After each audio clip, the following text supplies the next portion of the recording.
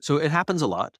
And I sometimes I point it out. Yeah. I'm like, what's making you so negative?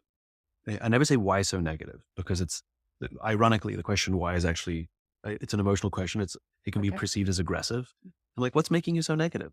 Like, there's a lot of good things happening here. I want to know more. So replacing judgment with curiosity is one part.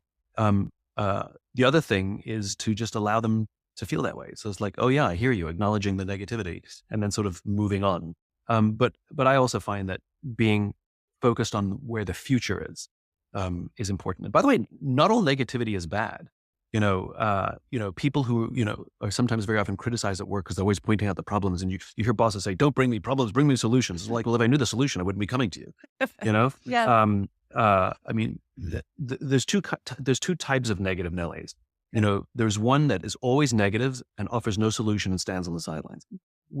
I don't need those people in an organization. Sure. But the people who constantly bring problems, but they're willing to roll up their sleeves and try and find a solution, those people are extremely valuable inside an organization, because they're helping us see things, cover our blind spots that we're not seeing.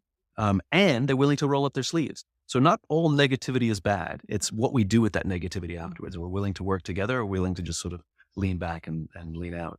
And like I said, I'll say it. I'll say, I don't know what's making you negative. Yeah. Tell me more. Yeah. We in our company have a rule, which is if the reaction is above a 5, it's about something else. Yeah. It's like, why did you leave the fridge open? It's like, clearly not about the fridge. Right. You always leave the fridge open. Okay. Do not react about the fridge. Sure.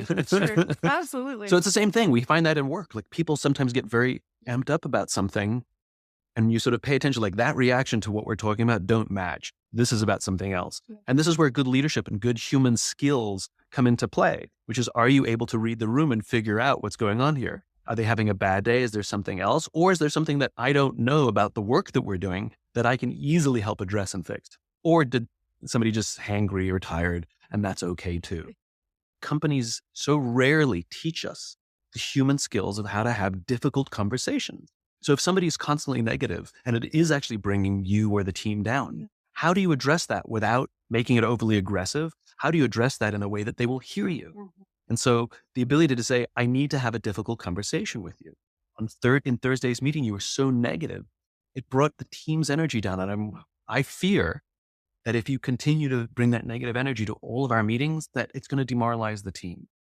And then learn to be quiet and allow somebody to soak that in. Like that interaction, we don't teach that.